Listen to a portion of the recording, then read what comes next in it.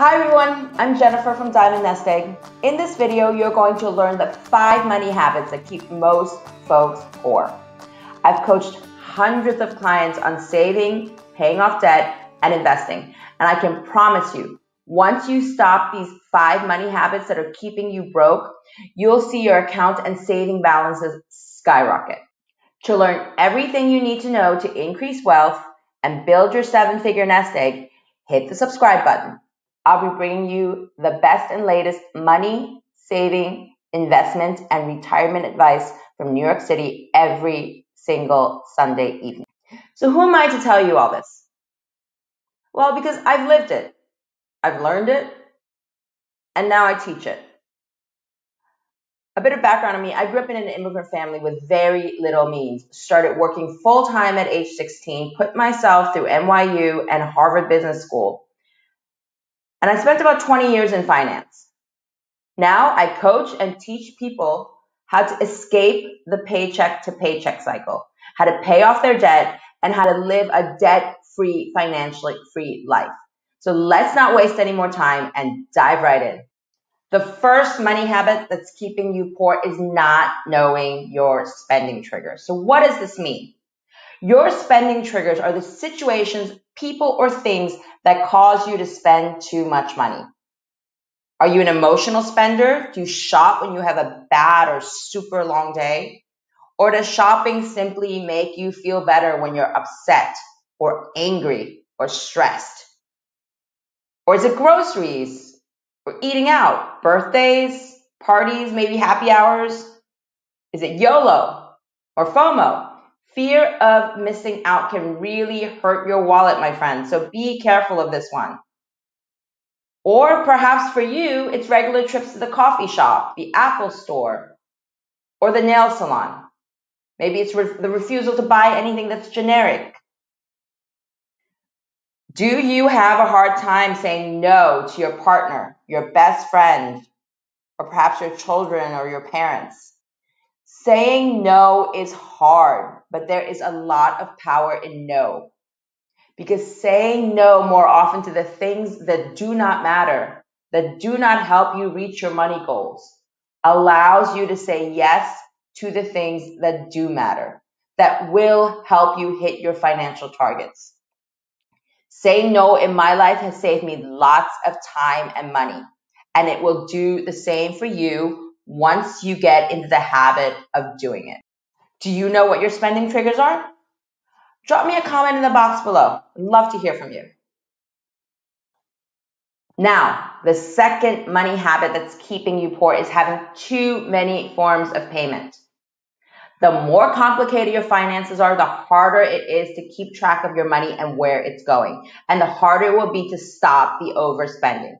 Imagine for just a minute a world with no Venmo, no Zelle, no PayPal, and no credit cards. I know some of you are probably like freaking out right now.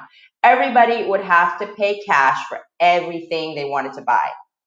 Just humor me for a second. Imagine how simple that would make your finances.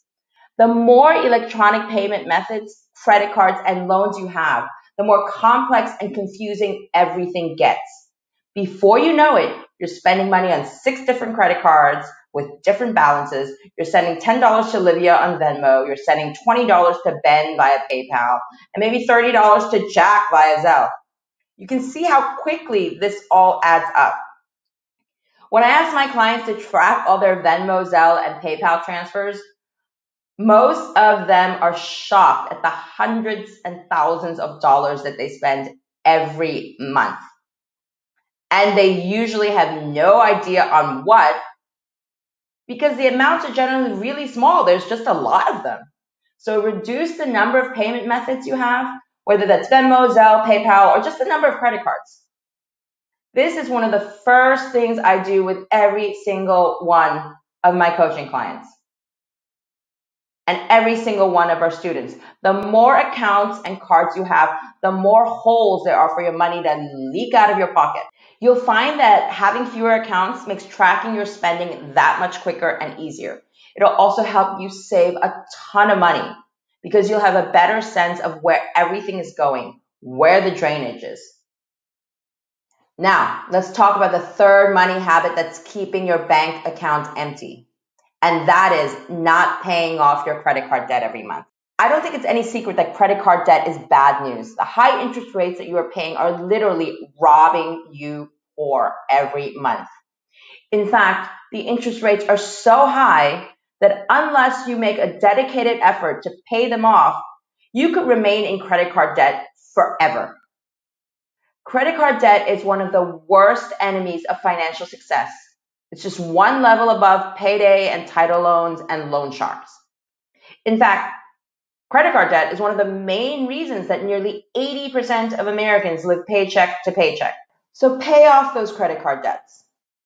Speaking of which, many folks were able to get leniency on their loans and credit cards during the pandemic, whether that was in the form of zero or lower interest rates or monthly payment reductions. As the world reopens, one of the things that we're advising everyone is to check in with your lenders and see when this zero or lower interest rate or reduced payment period ends. You can download our free guide right below this video to see if you're financially prepared for the reopening, because there's a lot of boxes that you'll need to check. We also have a super useful debt and budgeting tracker in there if you need it. Moving right along now to the fourth money habit that's keeping you poor, and that is spending more than you make. This one is pretty obvious, but you'd be surprised how often people ask me for some quick fix solution and are surprised when I tell them the quickest fix there ever was is simply spending less than you earn. There's absolutely no way to not be poor if you don't save anything at the end of each month. You know this is you if you're running a credit card balance every month. Spending more than you make means you will forever be a slave to credit card companies, to your lenders, that all your hard-earned money will be going to them in the form of interest and monthly payments, instead of into your own bank account, into your own pocket. This goes back to those spending triggers we talked about earlier. Figure out what or who drives you to spend money, and avoid those people, things, and situations as much as possible so that you can start spending less and building wealth for yourself.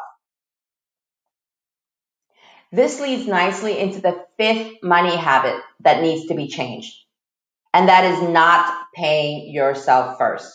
Many of us think of saving as putting away money that we have left over at the end of the month, after we've paid our bills and everyone else, after we've spent what we needed to spend for the month.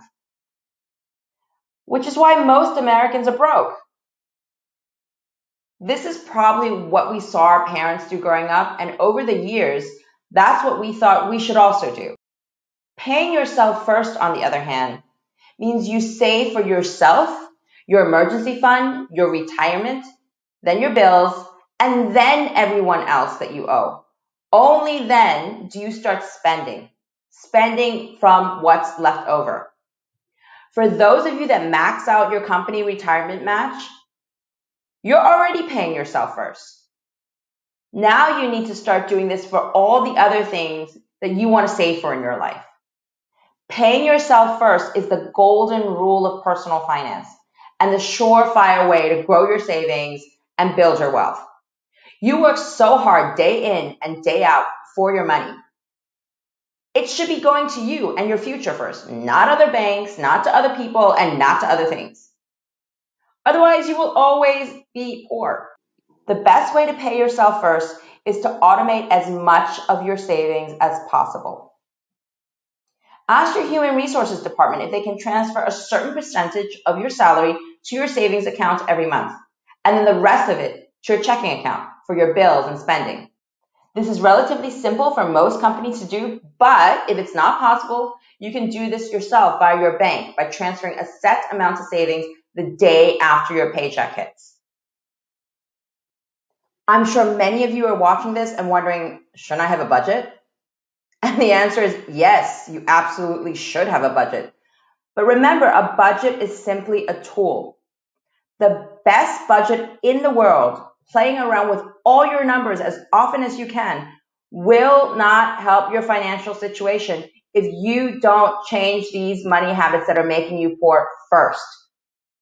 What will simply happen if you don't work on these bad money habits is that you'll end up not sticking to your budget and giving up on budgeting altogether, which is what happens with many people. I see this happen all the time. So start doing things differently. Start working on your money habits and start developing good money habits. Work on changing those habits that are keeping you broke, and then let's get into the budget.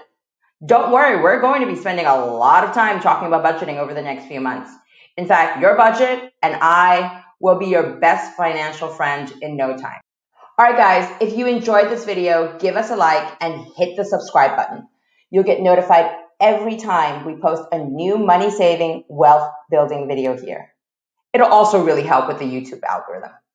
But on a serious note, we really want to get this information out to as many folks as possible. Our goal is to help each and every one of you live a debt-free, financially free life and to build your nest egg. And this is just the beginning of the road. We're just getting started. So thanks for watching, and until next Sunday when we'll be back with a brand new video on how big your emergency fund should be in a recession.